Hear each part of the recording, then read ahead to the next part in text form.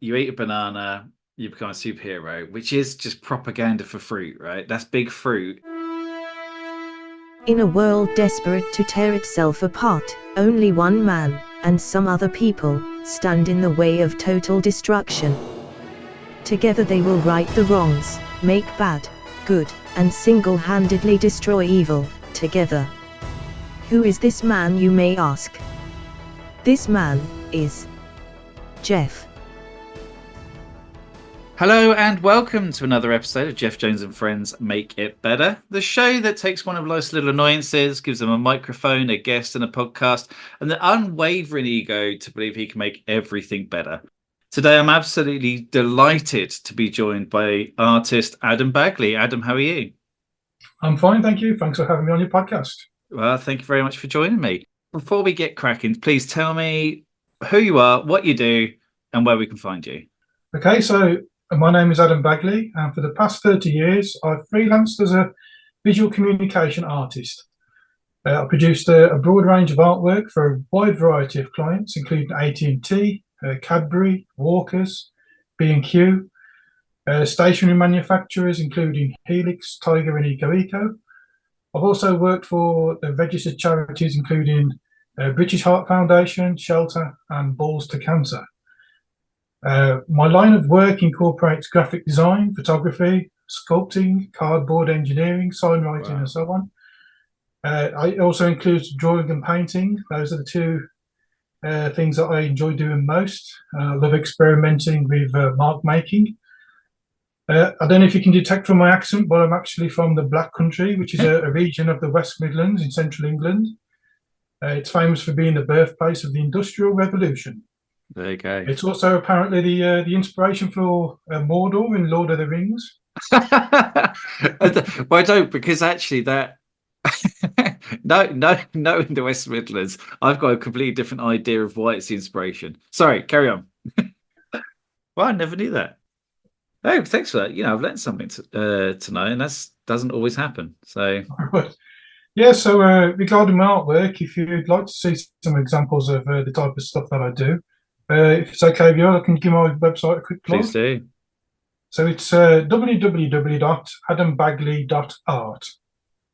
And I've had a look, and I mean, some of the stuff is fantastic. I do love you had the bully from Bullseye as a was it an homage to what's his name? Jim Bowen. Jim Bowen, that's the one. Yeah. Love it. Yes, everyone check it out. The link will be in the bio. And go and have a look. There's some fantastic stuff, and they're very talented. I'm very, very, very jealous. And then kind of now, what is it that we are making better today? It's nostalgia, and in particular, pop culture nostalgia. I was very excited about this. We've not really spoke about what this or what direction you're going with it, but I'm really excited about it because I have opinions. Go crack on. You kick us off. What is it that most annoys you? So I'm the type of person who enjoys collecting things, things that remind me of my childhood, not necessarily things that I've seen on TV or seen in movies. It can be things that I remember just from day-to-day life. For example, just waiting in a doctor's waiting room, waiting at the dentist, taking a walk in a park. You're always exposed to things like advertising, and I think advertising in particular oftentimes relies on the power of nostalgia. I also think that the characters that you would see in like comics and such, they do use those to manipulate you into feeling a certain way, and in a way almost forcing you to have nostalgic feelings through association, get you to buy their products. Yeah. So I'm equally fascinated and frustrated by the psychology of collecting, like I say, particularly in respect of pop culture. I understand the motivational factors that explain why people invest time and money into putting them together. But I often find myself wondering what collecting is really all about. Is it a pursuit of something that's tangible, such as an experience, idea, or a feeling? In the main, do people collect for pleasure or for greed, or is it both? When does a collection end, an obsession begin? Love that. I often wonder, does collecting tend to show strength of character, or is it perhaps a sign of a mental disorder? It's something to think about. Can a completist ever be happy? I'm the type of person, when I say completist, I'm on about somebody who has to have everything in the set. They've got the full set. What happens after? And it's not Oh, just about collecting the items, but it's about collecting the display boxes and all the shop displays and what have you. They've got to have everything to do with whatever they're interested in. Also, are collectors at risk of becoming hoarders? And, and something that does cross my mind quite a lot, when the time eventually comes, is there going to be anyone left to appreciate my collection the way that I did? Yeah. Yeah, what happens after? Yeah. Oh, that's some fantastic points. So what do you collect? So you're a collector yourself? Your podcast doesn't run long enough. What's the top 3 items of or kind of genres that you collect in? The one I'm going to say straight away is Banana Man. I'm obsessed with banana. Oh, nice. Was it 64 Acacia Lane? You're close, yeah. It depends on what you're talking about. They changed it for the TV series. It was different in the comic. Oh, really? But a lot of people think that Banana Man is associated with the Dandy and the Beano, but he actually started out in a comic called Nutty. I remember Nutty. Yeah. Yeah, it's somewhere in the deep, dark depths of my mind. I do remember Nutty. Yeah, Nutty ran from, I think it was February 1980 to September 1985. I know there were 292 issues in total. Wow, I mean, that's a lot for something that's not kind of as well recognised as Dandy or Beano. Yeah, I think with Nutty, at the time it was released, it was trying to be a bit more boisterous, a bit more edgy than what people were used to in the Dandy and the Beano. Yeah. A bit more, I wouldn't say risque, just a bit more, perhaps for like boys and girls that felt a bit more out there in terms of, whereas like in the Beano you had Dennis the Menace, who was notorious for being a bully, a Desperate Dan, who was popular for, for that Western, Wild West element. Yeah. This was more about boys, with Nutty, it was more about boys and girls being able to let go and be a bit more carefree, I would say. Right. Okay. So probably a little bit. Like to play up a bit. A bit more frowned upon during the 80s and early 90s. To say it was like the adult humour that you get in Viz. Nowhere near, but it was just about. I used to love this. Just about being able to let yourself go a bit more and be a bit more naughty than usual. Yeah. Yeah. Like someone starts talking about Viz, I'm buying. Like that's the thing that I like about see, we're already touching on nostalgia in me saying this, but when Nutty first came out, I was too young to read it. It was only by going to jumble sales and fates as a child that I found early copies of it, and I was able to buy it in bulk rather than weekly. It ended up merging with the Dandy in the mid-80s. Right. So do you have a full collection of Nutties? I have all 292 copies, yeah. Wow. Everyone that came with a free gift, I've got those. The ones the free gift. Love a free gift. Yeah, well, Banana Man was right there from the beginning in issue 1. Of course, you probably remember the TV series. Yeah. In the 80s. I remember. Well, hang on, you're assuming I'm old enough to remember that, Adam. Oh, yeah, I'm young for my listeners. What age are we talking? Well, my demographic is very much 40 to 60-year-olds, and I'm trying to hit the 20-year-old markets. Let's go 22. No. No, fair enough. Again, with my line of work, you tend to find a lot of people who are like approaching middle age or are middle age. They still have a very young outlook on life. Yeah. I think that really counts a lot for the type. If you're drawing cartoons for a living and you want to get into comics, you kind of need that attitude. You need that kind of outlook. Because if I suppose generationally, because you did have that more accessible, I suppose, Dandy, Beano, Nutty, whereas the comics before that were probably more of your Marvels and DCs, which obviously fantastic and there's spanned the length of time, but in the UK, probably quite inaccessible to kind of creative minds. Whereas knowing that things that are kind of in the UK, well, they're UK based, right? Or at least Beano and Natty was UK. Yeah, they're all from the same company. It's DC Thompson, and they're based up in Scotland. They've been going for many, many decades. Yeah, I Uh, think I've got because Dandy finished. Oh my God, was it like a almost a decade ago now? yeah, I can't remember the exact date. I think it was 2012, something like that. Yeah, because I went out and got the last ever episode, edition issue. Oh yeah, yeah. Purely in the hope that one day it's going to be worth some money, but the run was probably so much that it's never going to be. Um, so you kind of your I don't know following of Natty and the introduction of Banana Man and what that just one character then pulled out and became a whole nother thing to you. Like Yeah, I what mean, Banana Man always stood out for me. I just found him so original, and his adventures were so is zany and Banana? wacky. He, Yeah, he, he stood out head and shoulders above the rest of the characters yeah, in Nutty. And when Nutty ended and it merged with the Dandy, only a few of the characters survived the merger. Banana Man was obviously one of them. He went on to become, it was almost like a running joke in the Dandy where Desperate Dan was the cover star. And on occasion, you'd have like stories where Banana Man would try and push his way onto the cover and get rid of Desperate Dan, and they'd end up having a feud. That went on for a number of years, and then, of course, as you say, the Dandy then ended, and Banana Man carried on into the Beano. In yeah. fact, Banana Man at one point was actually in the Dandy and the Beano. He was in both comics before the Dandy folded. Wait, I didn't hang on. So Dandy and Beano were both the same company. Yeah, yeah, they're sister. Well, they were sister comics. Yeah.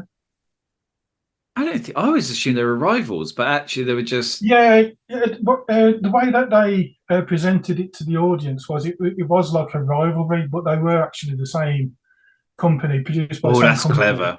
That's clever. And on That is, occasion, isn't it? you would find that some characters would. Yeah, it is. Yeah. When I remember when I was a child, if you're into your British comics, you were either a Dandy or a You Beano were. fan. Yeah. There are other comics such as Beezer and Topper, but they just didn't compare. You needed that rivalry, and they did it ever so well. Oh, it is. I'm learning so much, Adam. Um, okay, I do love that kind of the premise of because obviously Desperate Dan, let's say he was the all American hero, like the kind of the cowboy. What certainly during the 80s, obviously the Wild West, everything had been a thing, and he was very much a stereotypical character. But then you also had the superhero who was like, and you look back at it, and they say far fetched. I mean, you eat a banana, you become a superhero, which is just propaganda for fruit, right? That's big fruit, big fruit getting in comics, just trying to get us to eat the bananas, be healthy. Um, okay, what is your collection of Banana Man? Like, what is it? Just comic based, or Absolutely not. No, no, Geoff, no. I'm sorry, but we. I'm sorry. I just had to say it so bluntly because I could just envisage my wife glaring at me and just saying, "Bloody hell, all that crap up in the loft." You're joking, it? So, kind of, what did No, they? I What mean did my they make to collection. market it? What did they make to market it? Well, that again, that's something else I find interesting about Banana Man. If you say to somebody, "Have you ever seen some Dandy or Beano memorabilia?" Some merchandise in the shops. Of course, I have. They've Yeah, seen figurines, lunchbox. posters, cups, and all that kind of stuff. Banana Man has got plenty of merchandise out there and has done since the 80s, since the early 80s. It's just, but it's never been prominent. Yeah, It's almost like it's passed people by. yet there's so much of it. I mean, my collection consists of things like I say, posters, mugs. I've got sweet wrappers, jigsaw puzzles, badges, bags. You got a I've clock. got a clock. A They have clock. actually recently produced a clock, but What I didn't. I recently? haven't They're bought it. still knocking it out. Oh yeah, he's one of the most popular characters to this day. Yeah, for the Beano. Ah, I need. Okay, I need a Banana Man clock. Yeah, yeah, I've got a huge amount of clothing, t-shirts, underpants. I've got baby clothes, belt buckles. I've got die-cast toys, collectible figurines, car air fresheners. There's just so much of it. Some of it, the ones that I like in particular, the ones where they thought about it and shaped things into like a banana type shape. You know, I've got Yeah. a pencil Yeah. case that's banana shaped. I've got a clutch bag that's banana shaped. So Oh, I love yeah, this there's so much. quite a lot. I've got I think some of my favourite things are perhaps the original bed sheets, like the duvet set, the Yeah. pillowcases, and the quilt cover. Do they go on the marital bed? Unfortunately, they're only singles, so no, So no doubles. his and hers. Oh. Oh, I can just Oh. imagine. Yeah, so Oh, I that's did great. actually. I contacted Beano Archives. I think was it last year or the year before? It was fairly recently. I contacted them because I was trying to catalogue my collection, and I wanted to see if there was anything on their records which I didn't have, which I hadn't heard of. And I was surprised when they came back to me and said, "I've got stuff that they haven't even got on record. It seems that I've got more stuff than they have." This is Beano Archives. What? So Does that mean that it could be knockoff, or they just didn't catalog it? no, well, see, in the early days of the collection, a Banana Man collection coming out, it wasn't the done thing to like catalogue and record Yeah. everything that he did. I mean, take the BBC for example, all these lost episodes and all these programs that they just threw in the skip, you know, and now there's all these people dedicated to trying to find old lost episodes to complete box sets and what have you. That was Wow. right across the board with most companies in the 80s and certainly in the 70s and the 80s. People just produced stuff, made the most of it at the time, and then just binned it. They didn't have this mindset for collectability and what it would mean to future generations. No, of course not. God, that's mad. And so do you have everything on their list? Well, they couldn't actually provide me with a list because they were in the process of archiving, and they said it was going to be at least another year or two. I'm trying to Right. recall the conversation we had. But like I say, the impression I got was that I've actually got more stuff than they have. That's Stuff I've got some stuff which they didn't even know existed, oh and I've man. actually I've extended the olive branch. I've said when you're ready, get in touch and we'll compare, you know, notes. And if there's anything I ain't got, I'm happy to help you out with it. No problem. Oh, that's amazing. That is so cool. Like even whether it's a Banana Man fan or not, just having a collection which exceeds what the company knows about themselves or the modern company versus, kind of what happened back in the day. That's amazing. I'll tell you what, you got to let me Yeah, know because how it that does feel goes. kind of special. Once they've archived and yeah, if they compare notes, then please let me know. And actually, this brings me on. So, are you do you consider yourself a completist, or until you've kind of got their notes, is the door still open? Are you still finding new things, or are That you, that is actually what I would say is a very good question. When it comes to being a completist, at one time I would have said yes, but as I've grown older, I've come to realise I'm kind of anti-completist in a way. I think what's important with any collection is that you collect things because you enjoy them. You get yeah, something emotional from it, something spiritual from it almost. yeah? If you're buying things and you've got to have everything, where's the enjoyment in that? Do you know what? Um, I think I have misunderstood the term then. Okay, so completist isn't just someone who wants to complete a set. It is this unwavering need to complete the set rather than enjoying the process of completing the set. Yeah, I mean, if we're talking about, like, let's say, for example, with comics, and let's say you're facing, I don't know, let's say a 10-issue run, and there are going to be variant covers and so on. So Yeah. let's say we're talking a maximum of 20 issues. If it's something that you really feel strongly about, you've got to have the complete set. That's fine. Got no problem with that. What I don't like about completism in terms of the broader sense when it comes to entire franchises, I mean, they're still producing Banana Man stuff to this day. So you imagine having a collection that you started in the 80s, in the early 80s, and you're still having that collection added to right now. I mean, first of all, it depends on how many products are out at the time, at any given time. But I think, like I was saying, it's important as a collector. For me as a collector, you've got to actually enjoy what you're collecting. I mean, I don't want to talk badly about Banana, believe me, but in recent years, there has been some merchandise that's come out which I've just instantly looked at and thought, you know what, I don't like it. I don't like what they're producing. I think it was a year or two ago, the Beano produced a range of like aluminium bottles, and there was a Banana Man clock, but it was all generic stuff, like the kind of things that you get on like Redbubble or something. It's like a generic clock, it's a generic mug, and it's just a transfer slapped on it. There you go, that's a Banana Man product. It was like that, and it didn't have any heart to it. Whereas the earlier stuff, it was really unique. I'll give you a really good example. In the 80s, there was a range of party products produced for Banana Man, made by a company called Deco. There was like a paper tablecloth, paper bowls, plates, plastic cups, and what have you.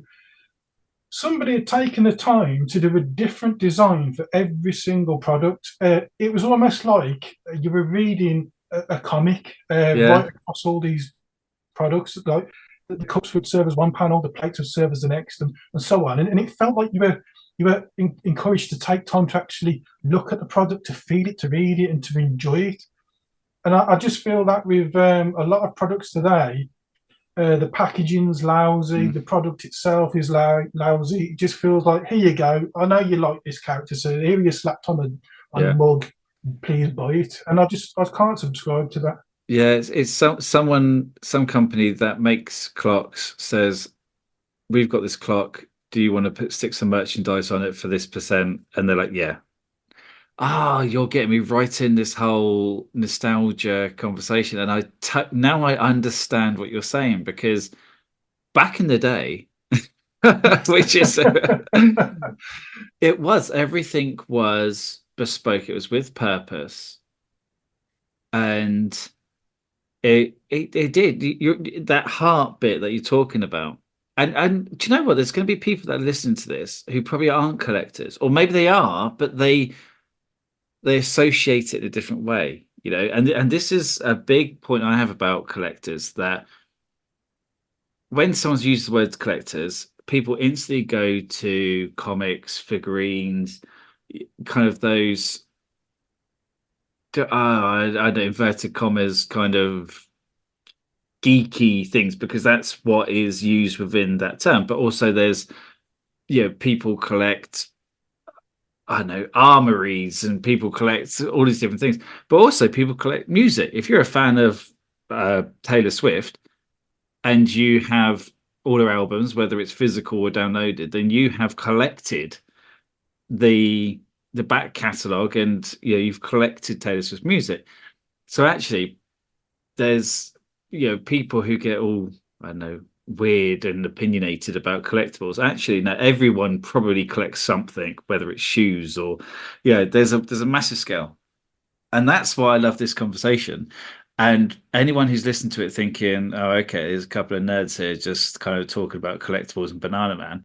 Actually, it's not. We're talking about what it means. And if your favorite artist or favorite actor or favorite performer is just putting out content for the sake of putting out content, and it's lost its heart and meaning like it did before, then they're in exactly the same boat as you are. They're looking at their, I don't want to say obsession. They're looking at their fanatic side or whatever it is. They're looking at it and they're thinking no, and they're exactly the same position as you are, just on a different medium. And that's what I love about this kind of conversation, is it's so relatable. Um, and now a lot of stuff is just manufactured for the sake of money and thrown out there. Let's say, for example, the more recent Banana Man merchandise that I'm on about, the price tags on them were quite high.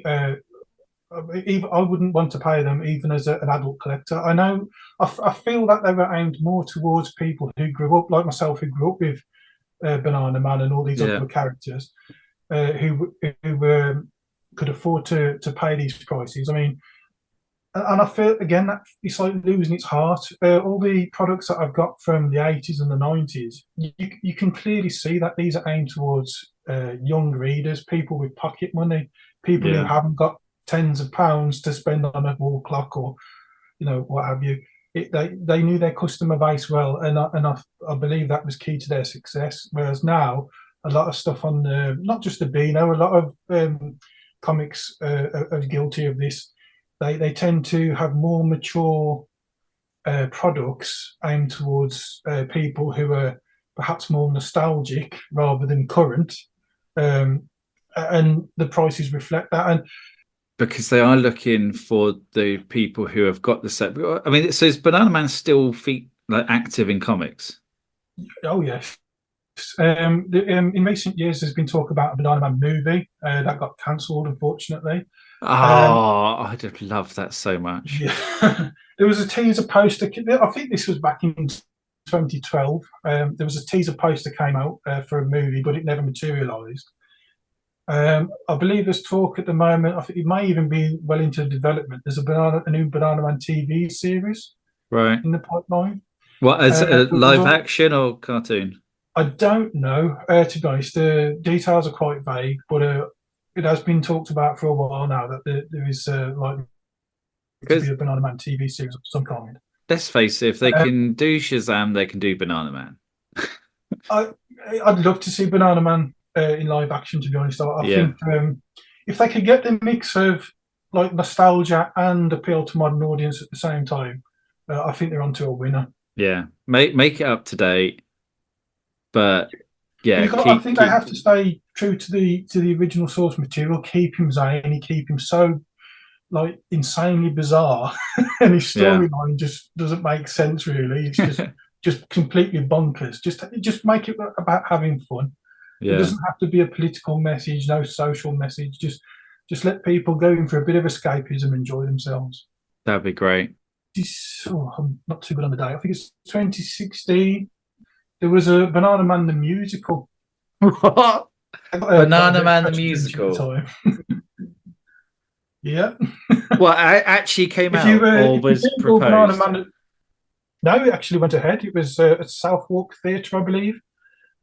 If you Google Banana Man the musical, there's plenty of images online of the stage performance. That's the first thing I'm doing as soon as we get off this. Like I am that this now I'm interested. That now this is my new obsession. Is I need to see that. That's fantastic. Oh my Banana Man the musical. Okay. But what's any idea what the readership of Beano is these days? Is it still like again? Is it people who have always bought it and now they can't not buy it, as in they've been doing it for 30 years? Like, is there new readers? Like, are they getting new business from Yes, it? there are new readers, and I think in recent years I've had like a steady improvement in sales year on year. I know that they've won several awards for the quality of the Beano, the content in Oh it. wow! The Beano is a whereas the Menace was all about bullying softies and having his pet dog go around biting people. They've changed it quite a bit now, where the Beano, the Dennis the Menace of the 80s is now the father of the current Dennis the Menace. Oh, really? So they've grown up.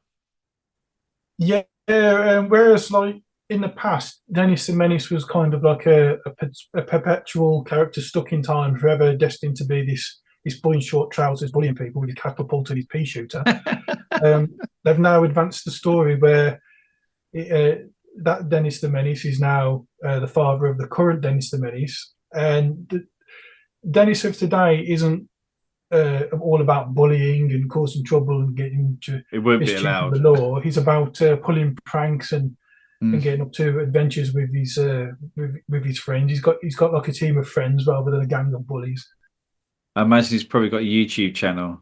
Like if it's totally up to date, then Dennis the Menace of 2024 that we're in now would have a YouTube channel and pull pranks. I That's believe so, yeah. But there have been several Dennis the Menace cartoons over the last few years.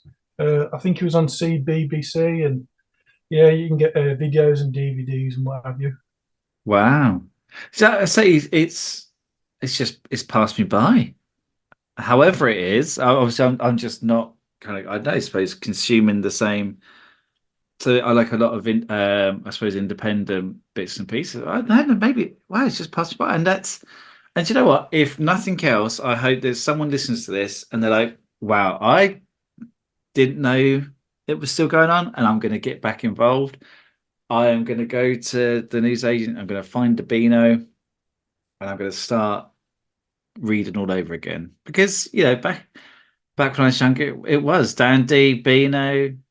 Like I say, yeah, if you remember, like I say, Dennis the Menace, and say even as recent as like 15 years ago, it's very much different today, but it's still worth a read. Yeah. Yeah. Do you know what? I've completely railroaded this conversation with Banana Man chat. But on this kind of nostalgia, sorry, which I apologize for. But oh no, have we kind of covered what your kind of bugbears are? So this commercialization, kind of losing the heart, the fact they're using nostalgia as kind of this kind of crutch to get people in just to buy more stuff. Is that along the lines of kind of where we started out with this conversation? Yeah, I mean, I'll skip. Like I say, I've got so many different collections. We could run several podcasts and to cover them all. So Do you know what? There needs to be, and maybe there is, and that's possible as well. But just a study on the psychology of collectibles. So I've watched.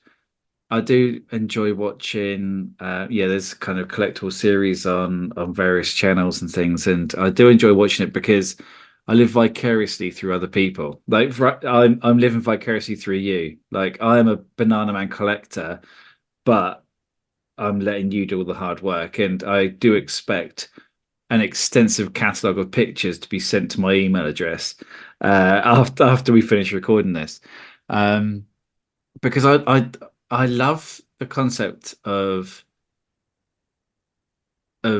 collecting because it's a belief, it's a passion, it's following something through and enjoying something enough. And I like what you're saying about again, and I keep referring back to what you said about the heart of it, that it's it means something. It doesn't necessarily he didn't necessarily have to grow up with it. He just started enjoying it. And there's things yeah, that we all do that we just, oh, do you know what? I like that. Oh, they bought another one out. Oh, okay, I'll get the third one. And before you know it, you're a collector. Whether it's sure. an action figure or a Starbucks novelty cup. There's the amount of novelty mugs I've got in my house.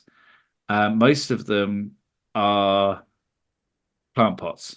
Um, Thanks to my wife, she said we need to do something before these novelty mugs, Geoff. So now most of them are on the kitchen windowsill with plants in them. Um, so I suppose I'm a collector myself of that. Like Oh yeah. it's great. Oh God, this I love this concept. Adam, I didn't know how this was going to go as always, and I love it so much, and it's the psychology behind it. So Some people who collect purely to make money out of genuine collectors, yeah, especially when it concerns things such as special or limited editions, uh, things that are rare because they're from a time before people collected uh, on the scale that they do today. Um, I mean, I'm not against people making profit from a product. You know, if you've got something and you're trying to get what it's truly worth to somebody, that's fine. But if I'm not sure if the word scalper would relate to this. It's where somebody will buy rare what they yeah. think will be rare toys in the future purely to make money.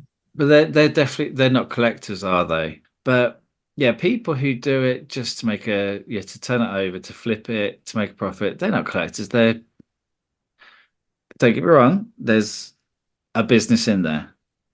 But they're not collectors. Yeah, They're not people who do it for love. They're not collectors. Oh, or actually no, can we say that? Because there are lots of people who do it and they keep what they want and they flip see, what they don't want. Oh my God, this is a minefield. I never realized this was going to be I'm such not. a minefield. Yeah, I'm not so sure that I can't blame them entirely. But you know, if people see an opportunity, then the prerogative. Perhaps it's the people who produce they make items desired more desirable to genuine collectors. Of course, you are going to get opportunists who will capitalise on that. Um, it's whereas rare items from yesteryear largely came about from a waning interest. Today we see deliberately short runs of items, and it's to entice people into parting with their money. Mhm. You have to say to yourself, at what point do I stop? You know, am I going to have so much stuff stored in the loft that the ceilings come down? It's just Yeah. you've got to reach a point where you have to stop. You have to control yourself. Yeah. We have more. I mean, I'm certainly aware there's more collectors out there of all sorts of things more than ever before. Um, but it does make you wonder what are going to be the collectibles of the future. We live in a digital age. We have AI. People are Yeah. spending more time looking at the phones and the screens. Uh, there was a point where people thought that print was dead. I know there's still a lot of physical media, books and comics and CDs and what have you. But there VHS is may well coming come a back point in the future where, yeah, well, yeah. as a collectible. But you have to wonder, certainly in terms of nostalgia, what are going to be the future collectibles? So It's such a changing market. they tried it with is it NFTs? Yeah, non-fungible tokens. Yeah, Yeah, I've never. Well, no, and actually, I suppose this is also the thing when it comes to art is. I was trying to explain this to my son. He's 10 years old, and he was talking about how something somewhere went for I don't know, probably Lionel Messi's football shirt signed went for X amount of thousands. Oh, Dad, it went for this much. Can you imagine? It's worth this much. I said, well, it's actually just it's worth what someone is willing to pay for it. And this is kind of comes back to that. So that person is obviously a big fan. They obviously have money. They have a range of Lionel Messi shirts or memorabilia or something, or just wanted that one specific one. They had that amount of money. They paid for the most for it. They now have it in their collection or as a start of a collection. That I get. NFTs, okay. Someone creates something, and if someone wants to pay it, that's what it's worth to that person. When they sell it on, it may not be worth that much. sure. When you have a collectible item, and I think this is why older items will always be worth more because it's kind of that physical aspect. There's at some point it's going to degrade. Anything that's digital, like an NFT, isn't going to degrade in time. So owning history, physical history, yeah, there's reasons why people still go to museums, right? Because something that is hundreds of years old is preserved behind a case, and you're like, wow, someone did that Bayeux Tapestry. I have no idea how old that is. 400 years old, whatever it is. People will still go and look at that because that is the NFT of its time. Someone created that. And Yeah. someone would pay if they had the opportunity. Well, it is owned by someone and it's loaned to museums or by however it works. But someone would pay a hell of a lot for that to have that in their collection. When with the digital age, and it's a great question you pose about what does the future look like, and it's probably going to be 50 years, or whatever. But will digital media ever be as collectible especially where everything's so mainstream, everything's so consumable? We live in the world of Amazon and Netflix and all this stuff. Oh my goodness me, no, you're sending me down a wormhole now, which is dangerous because I will fixate on it now for days. For days. I mean, there is an interesting point to be made in that when it comes to collecting for the future to stand a chance of making money. I mean, like take for example, some of today's collectibles can be such good investments. I mean, you can compare them to more established items such as wine and watches and first editions and what have you. Mm. Like people who properly invest for profit in these things, you could easily put toys and collectibles into that category today, I believe. But it's always a bit of a gamble because there is like a shelf life for a lot of collectibles. But that's what I like about the Beano and the Dandy is that they've been going over. They've been in existence for over 80 years and they're still going strong. It has like this lingering, continual charm about it. Yeah. I think they've been very good at adapting their product over the year and making sure that they appeal to modern audiences as they continue that appeal on. You did say right at the beginning, your last point was what happens after you're gone to your collectibles. Do you say, fine, do what you want with it? Do you say, bury me with it? Or do you go out and find other collectors who want it? And if so, do you profit from it or do you give it away? Where's your mindset on it? Well, having other friends out there who are collectors of other things, depending on what age bracket they fall into, I know some of them have said, well, I'm getting on a bit now, it's time for me to sell this stuff and I've had my enjoyment from it, it's time to have some money and it can get to someone else who would enjoy it. And it continues after that. There are some people who have done that and then regretted selling their collections for a number of reasons. It could be that they simply miss the nostalgia. It could be that the items have gone back up in value and they've lost out on the money. But for me, if I had to answer that question for me, certainly with my Banana Man stuff, I feel like it's a question of prosperity. It feels like I'm preserving items for future generations to enjoy. If not for the wider public, at least my surviving relatives. I like the thought of my niece and my nephews and their children and so on, looking back and go, well, your Uncle Adam from decades ago, he used to love Banana Man, and as daft as he was, he's left you all this stuff to enjoy. But then, is Banana Man going to mean anything to them? My interest isn't their interest. They're going to have their own interests and develop their own personalities, and hopefully they'll go on to have collections of their own of whatever they're into. But it's not for everybody. Not everybody's into collecting. So it may well be. I mean, I dread to think, but it may well be that my Banana Man collection ends up in the skip, or they just sell it cheap or give it to some charity shop. I would hope that they would pass it on to someone who's going to appreciate it. And certainly I would hope the first choice in that would be the Beano Archives. Yeah. So a close second, if it does go to a charity shop and someone picks it up and says, son, this was my childhood, and they give it to their kid and their kid loves it, then that's a close second. Yeah, but again, it depends on what it's worth. I mean, we live in the age where we have online auction sites such as eBay and local. There's all sorts of variations on that. So the information is easily accessible. You can get a good idea, rough idea at least, of what something is worth. And I would hope that if they have no interest in it and I'm not there to advise them, they can at least make some money that Get some from it. go towards whatever they're into. Get that. But okay, nostalgia, collectibles.